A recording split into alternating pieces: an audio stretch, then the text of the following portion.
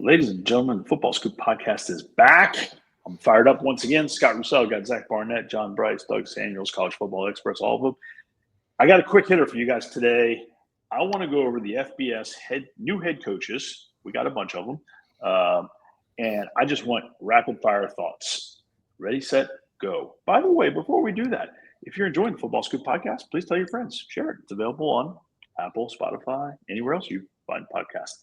With that, let's jump right in. John Bryce, I'm going to throw the ball to you. App State, Sean Clark, who had been doing a very fine job, acceptable job, is out. Dow Loggins is in. Give me thoughts on Dow. What's he bring? Yeah. Dow brings offense. He's got pro experience with the Tennessee Titans, SEC experience with two different schools, Arkansas and South Carolina. He had sort of been a much maligned figure through a lot of his tenure at South Carolina, and then the Gamecocks turned things around. Lenore Sellers was cooking, and Dow Loggins was a huge reason that Shane Beamer ended up being a candidate for some of the National Coach of the Year awards. Really helped that offense find its footing, and now he gets a first head coaching opportunity. Yeah, it's a shake them up higher. It's let's go a little different than what we've been. More offense, more fast pace, score some points. We'll see. Ball State, Mike New once again did a fine job. But they're looking for something to take them more forward. Mike Removich is in. Doug, give me some thoughts now. Yeah, he had success at Northern Illinois and NC State, then went to Butler and did a really nice job with a non-scholarship FCS program. So now he gets a shot just up the road. I think it was less than a 2-hour drive to get a shot at the major college level. So I think one of the more surprising hires of the cycle from the Power 4 perspective, but brings some Group of 5 chops to that job too. Central Michigan, McElwain's out, Drinkle's in. Zach, what do you got?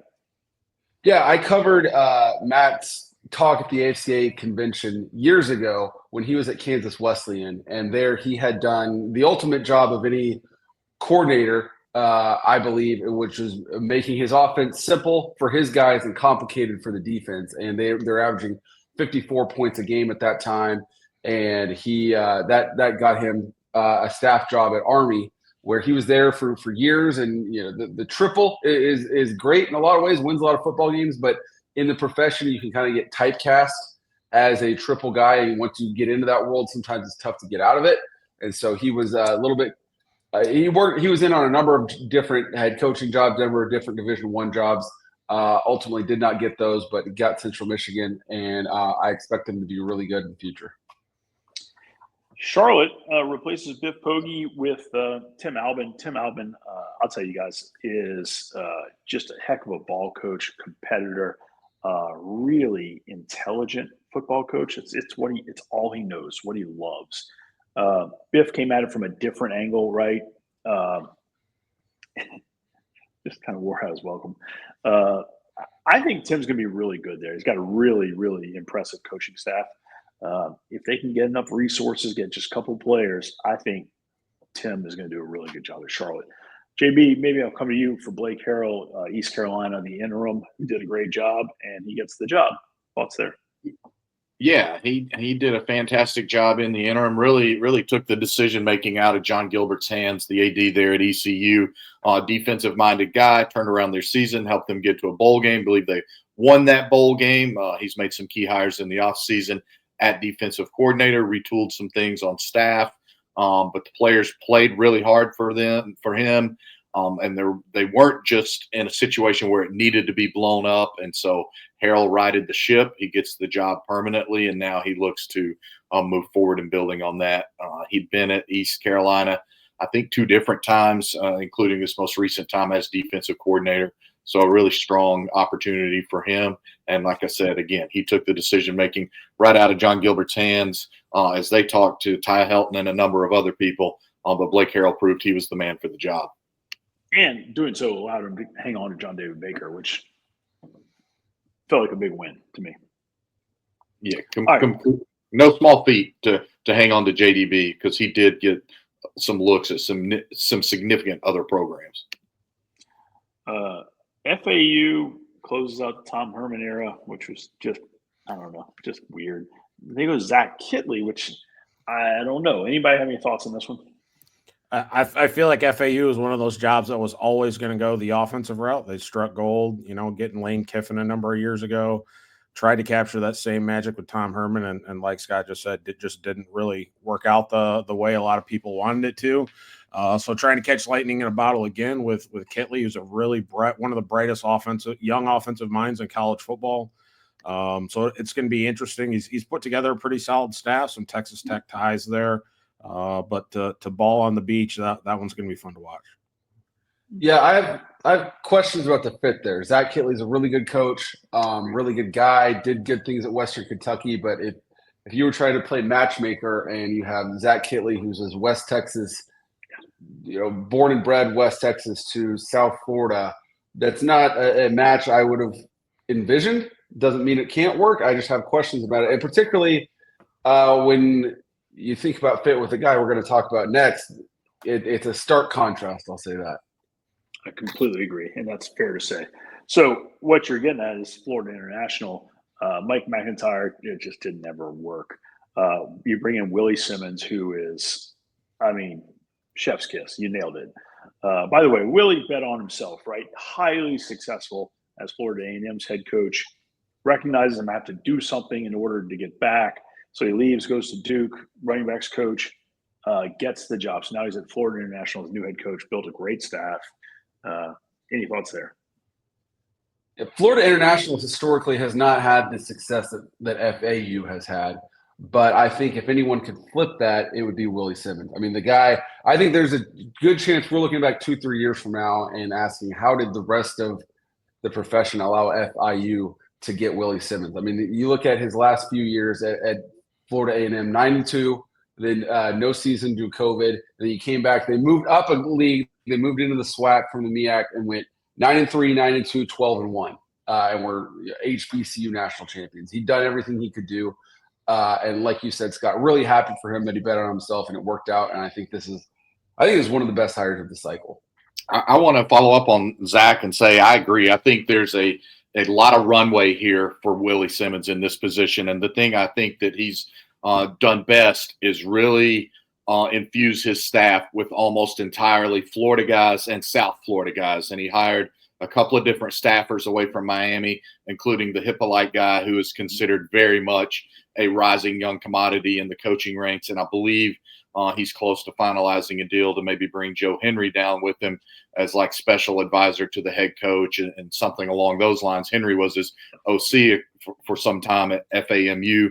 So I really like the hire of him and got to spend a little bit of time with him last month in Charlotte. I had never met him in person, but I know Scott knows him well, and that's how I introduced myself. And he was awesome to visit with. Yeah, good people for sure. All right, so the exact same model, right? A guy who had been highly successful at a lower level, figured he had to step out to then, get there. Like Willie Simmons, goes FAMU to Duke and now at FIU. Matt Ince, highly successful head coach at North Dakota State, says, I got to move. So he becomes linebackers coach at USC, and now he gets another shot at Fresno State. So he's new head coach at Fresno State. Thoughts there? I'm fascinated to see what they're going to look like offensively, because when I think about Fresno State, I think of, the Cars and Devontae Adams and slinging the ball kind of all over the place. And I know that's decades ago now. But then you look at how they had success at North Dakota State, and it was ground and pound, power, run down your throat, 12, 13 personnel. So I'm going to be really interested to see if that's the type of approach that he has at Fresno State. And again, we're talking about going from Fargo, North Dakota to Los Angeles for a year, and now you're in Fresno. Like that's quite the 3-year journey there. Yeah, I think this has the potential to work in a big way. Fresno has a history of winning. The coaches that have left North Dakota State for FBS jobs have all won in their new spots. And Doug, you bring up Fargo, North Dakota to California. Well, Fresno is not LA. It's much more blue collar than the coast is. And I think the North Dakota State, throw in whatever adjective you want to throw in there, can translate a lot better to Fresno State than a lot of people would assume. The next three, I'm going to tell you guys, are guys that I think very specifically wanted this job. So I'm excited for them. We'll see how it works out. So at Jacksonville State, Rich Rod, gets West Virginia. Rich Rod did a great job at Jacksonville State. Now Charles Kelly's in. High expectations. Charles knows the state exceptionally well. Any thoughts on how that one plays out? He's got Clint Trickett running things on offense. Yeah, Clint Trickett, and I think what's his name that was offensive coordinator at Montana State a couple of years ago. Taylor Housewright. Housewright. Yeah, that's exactly right. And then to your point, there isn't a high school coach in Alabama that Charles Kelly doesn't know. You've got to fill your program at Jack State with Alabama high school kids. I think that gives him a chance to succeed. It's a big step up in duties for Charles Kelly. Yeah, I think it'd be very interesting to watch. Kennesaw State hires Jerry Mack, JV. I know that's a job that he wanted. It's a job he went after, if you know what I'm saying, aggressively. Yeah. So give me some thoughts on how that one could play out. He did. I think that finally maybe the administration is a little more committed to helping out on resources and giving more resources to try to have success at the FBS level than maybe what Coach Bohannon had received. I think that Jerry Mack has a great energy for that program. He left his role with the Jacksonville Jaguars to accept that job. I know Jacksonville was going to inevitably undergo coaching change at the top, but Mack had done a great job with their running backs this year. He's done a great job with running backs everywhere, so no guarantee that he wouldn't have been kept. But he's been a successful head coach before, won a couple of conference championships at North Carolina Central, I believe, and then had been offensive coordinator at Rice and had been like a recruiting coordinator and top running backs coach. Really one of the best hires that Josh Heupel made at the University of Tennessee. So love the energy. He got David Whitlow away from West Georgia. Whitlow has been, I believe, at both Ole Miss and Auburn before. I think he's one of the best young wide receiver coaches in the game. I'm curious to see how that goes. Jerry had aimed big at defensive coordinator and then ended up, Doug may have some insight on this, hiring a guy maybe with like international experience, either from the CFL or from another one of the international leagues. So I'm curious for that fit. But Jerry Mack has the right energy and disposition to help sell Kennesaw State and give it a chance to be successful. Brian Bohannon honestly did a very good job staying that program up. It's just they didn't have the resources to compete. So I'm enthused to hear that you're saying the administration has recognized that and is going to try and do better. Hopefully they do better. Mark Mattioli. Let me just say, Mark Mattioli is the defensive coordinator, and came back from the European League. Yep, that's exactly right. Charles Huff went up to Marshall, did a really, really nice job. And for whatever reason, Marshall just wasn't going to do a new contract. Huff goes to Southern Miss. But this is one of those where the guy getting it, that's the job he wanted. Tony Gibson's going home. His staff has a lot of guys that he has worked with or that wanted to be there, like Rod Smith. Just an awesome offense coordinator. Rich Rod's guy forever. Gets the opportunity. He had the opportunity to go to West Virginia with Rich, but this is the opportunity to step out and say, all right, I'm calling it. This Rich in here. I got this. Tony had opportunities in the past couple of years, but this was really the one he wanted. So I'm excited for him and see how he can put a stamp on that one. Zach, Jason Eck gets New Mexico. Bronco, that whole deal with Utah State was interesting. Once again, New Mexico's got to rebuild. Fresh start. What are your thoughts there? Yeah, years ago, I did a roundtable of coaches' wives that all their husbands all coached at FCS level or below. And Jason's wife, Kimberly, was one of those who was gracious to share with me. And I love the insight into those lives and those families and how they make it work. And at that time, Jason was, I think, an FCS position coach. So now that family is now a FBS head coach. I'm immensely happy for them. And I like this because I also saw Jason speak about his two-back run game at New Mexico. And when New Mexico wins, they're running the ball really, really well. They did that under Bob Davie. They were when they were winning, they were one of the best running teams in college football. And this past year under Bronco Mendenhall, they had some numbers that I don't think a lot of people know that I'm going to publish here at a piece here on our site this week about just how well they ran the ball. So I'm looking for them to continue to do that with a tried and true O-line guy to continue running the ball. I think this fits them really well. And as you know, tried and true O-line guy, former Wisconsin O-lineman. I think it's a really good hire for New Mexico. And then, again, we talk about resources. He just went and hired away Bo Davidson this week to be his new general manager. Got him away from Memphis. That's not necessarily a move that I think you see a lot, but they got Bo Davidson away because they were willing to commit more financially to him and gave him a multi-year deal as well. I do think that's significant. All right, this one I'm going to open up to whoever wants to chime in. Bill Belichick is the head coach of the North Carolina Tar Heels. Who? Exactly. Yeah.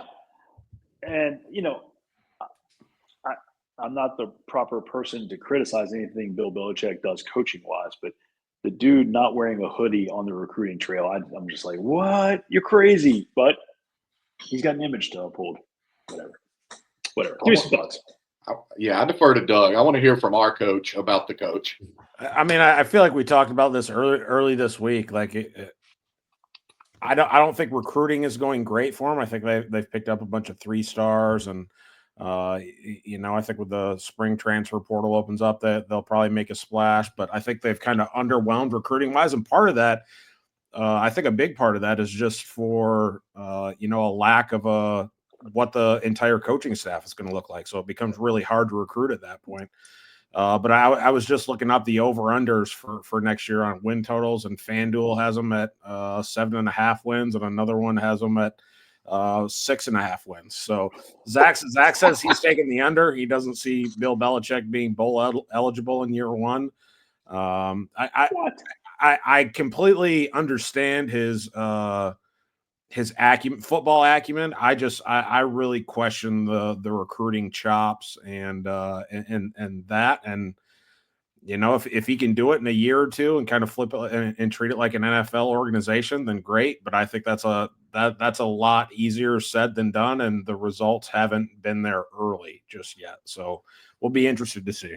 Here's what I want to set the over-under on. Forget the wins, and I would take under 7.5 for sure. I would have a little bit more trouble on 6.5, having not studied UNC's schedule for next season. And does that over-under include a potential bowl? Because I'd hate to take the under at 6-6 and then see them win some trash bowl and go 7-6 and lose my damn bet. My over-under would be 2.5 years as head coach. What are you taking? Way under. Yeah, way under. Earlier this week, we talked about this earlier this week. I put my percentage at 20% that this is a flaming disaster. And John, you said that seemed low. So I just want to expound on my thinking there. 20% chance this is a total disaster, that Charlie Weiss level Kansas type. That not that bad. Nothing will ever be that bad, but in that vein. 40% chance that it's just a regular. It doesn't work in the same way that most other coaching jobs don't work. 35% that it's a pretty good success. Yeah, it was successful. And 5% chance that it's a total success and all the haters are proven wrong and we're carrying Bill Belichick off on our shoulders and all that mess. So that's where I get. So 20% I think is among the highest I've ever awarded. But Deion Sanders would have had a number that high as well, and he's proven me wrong. So Bill Belichick's Patriots were nothing but 3 stars. I'm not worried about that at all. I'm not saying year one he's going to knock the cover off the wall, but he's going to build. I think Bill's staying there more years than y'all think, and I think he's going to build a very good football program. Randy Moss was a 3-star. He had a bunch of years to develop those guys too. We're talking about him staying 2 years. He brought Randy Moss in, just like he's going to bring a quarterback in, but like. He brought Tom Brady, and he drafted Tom Brady, and he was a 3-star, right? He became the greatest of all time. Developed. I don't see Tom Brady picking up. That's my point. I don't see Tom Brady picking up the phone to help him recruit quarterbacks right now. Tom Brady will send them to his alma mater, Michigan. It's a different scenario. True. We'll see, boys. We'll see. Moving right along. Brian Smith, Tim Alvin takes Charlotte job. Brian Smith gets promoted from offensive coordinator.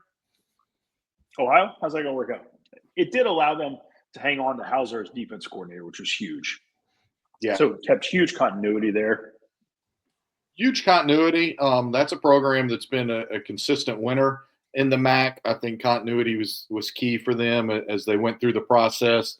They're another program that's tasked with doing more with less. And we'll see how that translates moving forward. Album did take much of his defensive staff with him, but more continuity on the offensive side of the ball for the Bobcats moving forward. Purdue is a wreck. They had to make a change. They bring in Barry Odom, really good football coach. Thoughts on Purdue? I mean, I would say that when Barry took the UNLV job, they were a wreck as well, and he flipped them around very, very quickly. So I think there's a lot of optimism in West Lafayette. I don't know that it's as immediate as it was at UNLV. The Big Ten is going to be a lot tougher sledding. But I do think Barry Odom was an absolutely great hire at that time, and I really like the staff he surrounded himself with, and they're going to give the Big Ten some issues. I mean, Barry did a really nice job everywhere he's been, from his defensive coordinator days to the Mizzou stint. He's done a nice job. So the Big Ten is not going to roll into Purdue and already chalk up a win these next few years. Well, I bet you Barry Odom doesn't play his safety 28 to 30 yards off the line of scrimmage, which is what I literally saw the Boilermakers doing a year ago. So very intrigued to see how that goes. But I think it's a good hire. I like the staff he's put together. Some very, very experienced guys. Darren Henshaw, a lot of experience in the SEC at both Tennessee and Kentucky, in addition to some time. Bilal Marshall coming in. He's a former standout Purdue wideout who had been at West Virginia. I think that's a good ad. The Ford guy at running backs coach is a good ad. But I was pulling up their schedule here because I think it's going to be just such a brutal endeavor for them, even though I think it's a really good hire. They still have USC next year. They still have Michigan. They still have at Minnesota. They still have Ohio State. They go to Washington. They get to host Indiana. I mean, they're at Notre Dame. They host Illinois. I mean, they were the worst 1-11 team I think I've ever seen last year. Like, they set college football back at the power conference level last year. They'll be exponentially better this year, and they might have 3 more wins to show for it. Yeah, my initial reaction was consternation, not that Purdue hired Barry Odom, but that Barry Odom took the Purdue job just for the reasons that JB said. This team was bad. And it's going to be interesting, in that Mike Bobinski, the AD, was asked, like, obviously when Purdue's been successful in the modern era, it's because they've pushed the envelope in the passing game. Joe Tiller was years ahead of everyone, especially when he had Drew Brees. They won a Big Ten title. They were winning under Jeff Brom by emphasizing the passing game. And Barry Odom's a defensive guy. And Mike Bobinski was like, I think you go get the best ball coach you can, and you don't try and play to type. That's a defensible position. But at the same time, we've seen Wisconsin try to go against their type multiple times in this century, and it hasn't worked. So maybe Purdue's right, maybe not. Scott, I see you shaking your head. They made an odd change at offensive coordinator this season for a reason. So I think, Wisconsin runs the ball. Purdue, when they throw the ball, what are they going to be under Barry Odom? I don't know. And as JB said, they used to have the benefit of playing in the Big Ten West. The Big Ten West no longer exists. So the life is going to get more difficult for the Purdues of the world every season. The Wisconsin thing threw me for a weird loop. Anyway, Mike Bloomgren's time has ended at Rice. Scott Abel comes in from Davidson. No expectations. He's done it with very few resources, and that's what they're counting on. Any thoughts there? Yeah, I have a lot of thoughts. I'll cut you off, JB. I think this is my favorite hire of the cycle. When you're at Rice, you have internal questions of how do we break through in our market? You're in a unique situation. You're a high academic school in a conference that's a mixture of private and public schools, and you're in a media market that it's very easy to get lost. You play in front of 5,000 people in a century-old 70,000-seat stadium. SMU has been as successful as they've been in 40 years, and they're just now breaking through to the Dallas market. Rice is years behind that. So the question is, do we run an offense that kids want to play in, quote unquote, the type of offense that Texas high school schools run, or do we go completely different And it doesn't matter. We're not going to be for everybody, but we're going to go get 25 guys a class that can run our offense, and we're going to win football games. And so Scott Abel brings identity. He brings the knowledge of how to win, which Rice hasn't done consistently in a long, since the David Bailiff days. So I like it. I like the statement they made. I like the guy they got, and I'm very interested to see how this plays out. Nice. Okay. Phil Longo had a lot of success as the offense coordinator at Sam Houston, and then went North Carolina, Wisconsin. It kind of just ended, and it ended. Anyway, Casey Keeler did a great job. Bounces up to Temple. Sam's open. They hire Longo. Any thoughts as to how that plays out? Zach said the Scott Abel hire was his favorite hire. I think. And I know Longo's tenure at Wisconsin did not end well. They weren't doing what they expected to do when he was brought in, and some of that was they landed 2 transfer portal quarterbacks. Both of them got hurt by the third or fourth game of the season each year. But Phil Longo's star has been rising rapidly from his time as the offensive coordinator at Sam Houston to Ole Miss to North Carolina, and then to Wisconsin. So you coach long enough and you're going to get fired. I think it's very unconventional for a fired Big Ten or power big time offensive coordinator get picked up as a head coach in the same cycle. But Longo's familiarity down there and the success that they had a number of years ago with him there, and then he's been able to bring on another former Sam Houston guy that had success with them at Slippery Rock. So they've got a bunch of familiarity there. And I know we talked earlier about guys getting the jobs that they absolutely wanted. And word is Phil Longo was down there literally camping out, waiting for the job, to the point I think he showed up to his presser. He didn't have a suit on. I think he just had maybe a suit jacket and a T-shirt. Like he was whatever he had been in. All week. Exactly. Yeah. So love the hire. I'm really optimistic for what he can do there. All right, JB, you've chronicled well Charles Huff. He was going to Southern Miss, and he was excited about it. So he's in Hattiesburg, and he's making waves already. Thoughts? Yeah, if you're Southern Miss, you have to be elated that you got Charles Huff. I joke ADs are terrible poker players, but the Marshall AD played poker with Charles Huff and had a really bad losing hand. That's why Huff is at Southern Miss. He brought his star quarterback with him, Braylon Braxton. You can read about that special relationship this week on Football Scoop. He also brought about 19 other dudes with him from Marshall, a Marshall team that won 10 games last year in the program's first ever Sun Belt Championship. And odds are they're not done bringing Marshall kids down there because there's another transfer portal window open April 16th through the 25th. I love this hire, and Huff already had experience in Mississippi. Remember, he'd been at Mississippi State in an executive upper-level assistant coaching role under Joe Moorhead. He also had been at Alabama. I expect Huff to do very well at Southern Miss. How quickly he turns it around. That program was just a complete dumpster fire, and like Purdue, finished 1-11 and set college football back last year. But that means there's a lot of climbing, and you can do it in a hurry. Agreed. Casey Keeler did a really nice job, I thought, at Sam and in Delaware. Goes up to Temple. I think he's got a shot to do it again up there. Zach, you have any thoughts on Casey Keeler up there? Yeah, I'm struggling to think of a better hire that Temple could have made than Casey Keeler. He's a PBC. He's a professional ball coach. He's been a head coach now for the 33, going on his 4th decade. Won national titles, Delaware and Sam Houston. You talk about a lot of stuff I talked about at Rice, of an academic school, pro sports city, tiny crowds, huge stadium. What identity? Why should I go to your games? Casey Keeler will get it figured out to the best extent that it can get figured out at Temple. In some ways, he reminds me of Willie Fritz. Like, he's won at every level that he's been at. Mm-hmm. He's won in multiple different geographical regions. I think that is an undervalued trait, and I think it'll serve him really well in Philly.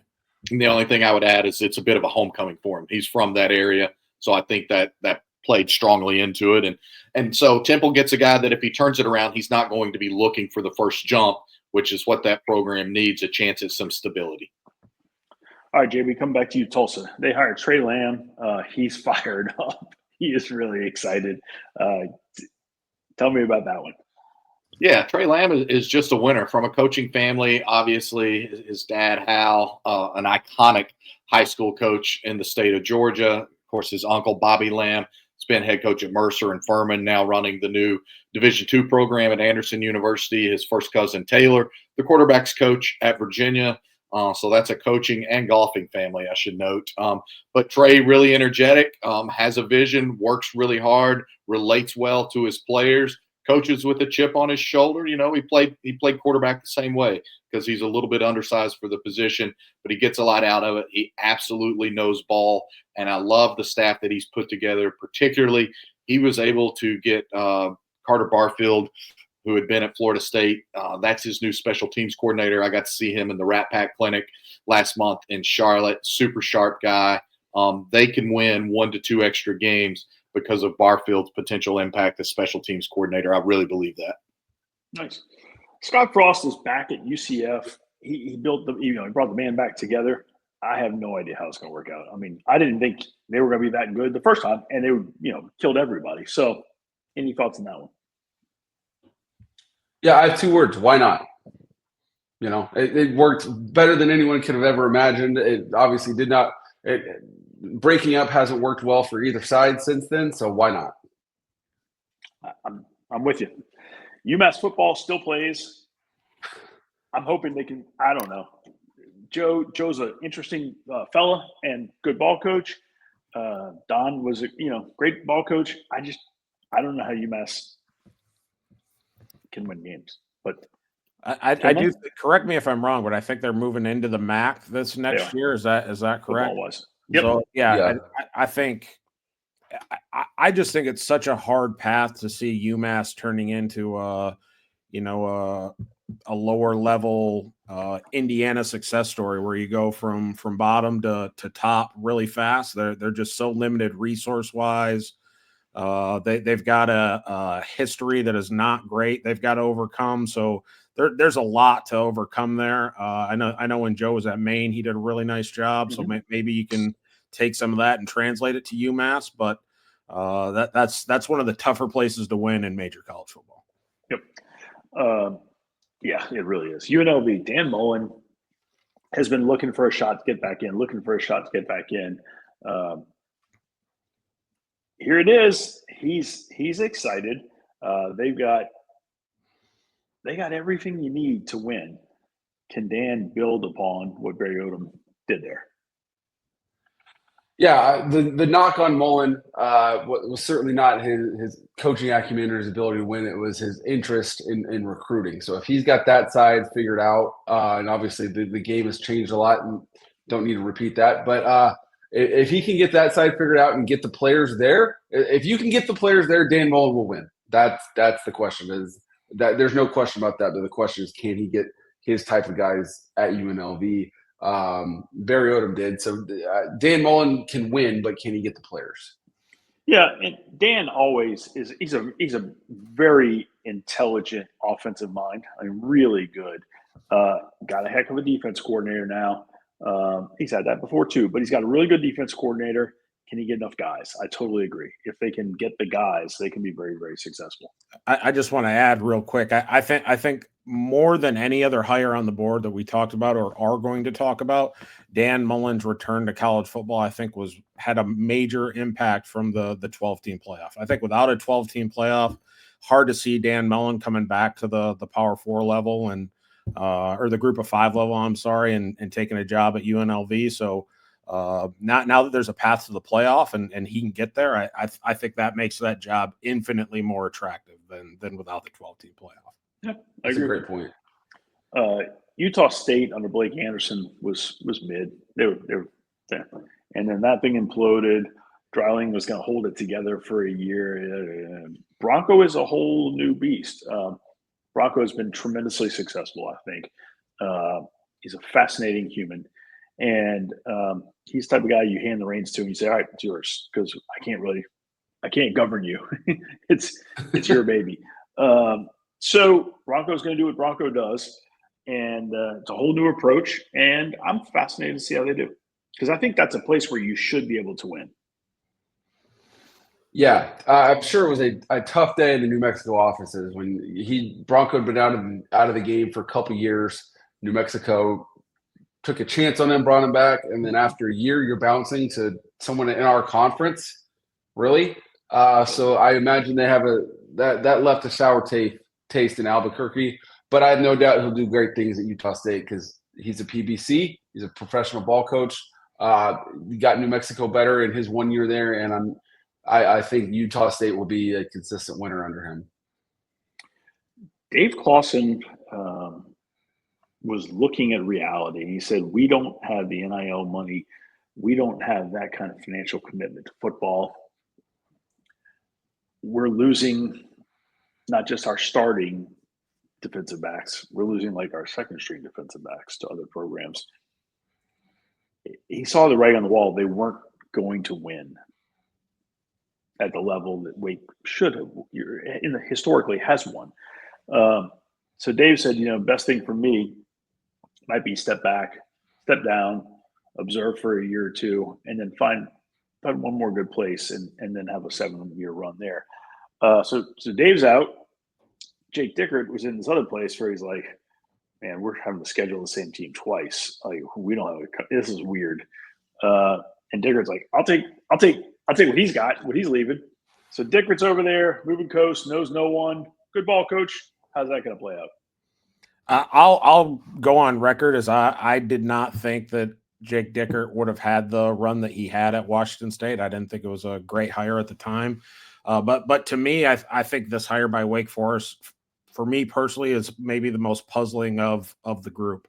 I think it was kind of a knee-jerk reaction to Dave Clawson leaving. Dave Clawson, widely regarded as one of the best human beings in the coaching profession, super, super bright, was a great fit at Wake Forest, and Wake Forest moved really fast. It got Jake Dickert on a plane, but the way that Jake Dickert left has left a lot of people with broken hearts or hurt feelings or whatever you want to say. It reminds me a lot of how Mel Tucker left Colorado for Michigan State. And that you're saying one thing one day, and then the next day you're on a plane and landing somewhere else after criticizing kids for sitting out or hitting the portal or whatever. So there's a lot of hurt feelings in Pullman about that one. But to me, it's hard to see this one working out in my mind. Regardless of who they hired, I think that person's going to have a hard time winning games there for the reasons why Clawson is stepping in. Right. Yeah. So he's got a challenge ahead of him, but he's got a nice little contract, and he's going to work his butt off, and he's going to give everything he's got, and we'll see. I think the saddest part of the whole thing is we lose the Wake Forest slow mesh. We got to see where Ruggiero goes and so make sure that lives on. There's not much innovation in football anymore. That was riveting to watch. So he's got to land somewhere. Keep it alive. That's beautiful. Love it. Now, talking about professional ball coaches, Jimmy Rogers leaves South Dakota State, takes the job at Wazoo. He just loves coaching football. He's old school and he's awesome. Zach, you got any thoughts there? Yeah, I think this whole discussion boils down to one: beauty's in the eye of the beholder in coaching, and one man's trash is another man's treasure. You said it beautifully. Dave Clawson just bounced from Wake Forest because he saw the writing on the wall, and Jake Dickert said, yeah, that situation seems better than mine. And then Jimmy Rogers is saying, Washington State's open, I'll take it. So that chain, I think if you're Washington State and you can go get Jimmy Rogers, then that you're thrilled with that. I think it's a relatively risk-free move because for Rogers, because if you win at Washington State, as we'll see, that will open doors for you elsewhere. And if you don't, you can always go back to the FCS level or be an assistant at the FBS level. So I like the move, the Washington State move for both sides. I agree with you. I like Rogers going to Washington State more than yes, I'm with you. I agree. All right, the most interesting one of the whole thing is the last one alphabetically. It's Rich Rod. He's back at West Virginia, and all feels right with the world, but now there's this massive weight. All right, Rich, you're back. We did it. Go win 10 games. Yeah. Yeah, I mean, imagine Luka Doncic being a Maverick in the future again. I mean, no one would have ever. I mean, this was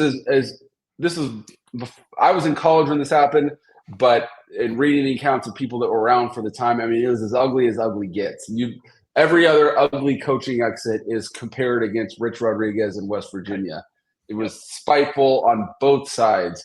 And to think that they're back together now is a beautiful story. And I hope it works out. West Virginia has, since they moved to the Big 12, they've been good, never great. They've challenged to make the Big 12 championship really only one or two times, and not super recently.